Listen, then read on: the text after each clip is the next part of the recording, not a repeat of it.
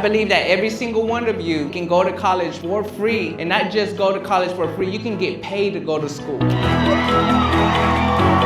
What we're gonna see is not how you talk about money, but how do you make decisions with your money. What we're gonna go through is a list of things that you are gonna need or think about for your first year of college. Let me see your hand if you invested, All right, hands down. And so once you've saved and invested, the next thing that you gotta find is a place to stay. What is a pro and a con of staying in a dorm room? An audience, you're gonna judge. Who chose a meal plan? Meal prep. Who chose meal prep? Ooh, look at all these people. Ask your partner, if I cook food, would you eat it?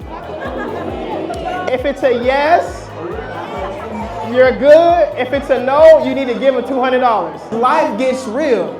Your friend may need help. You may have health problems, or your family might call you.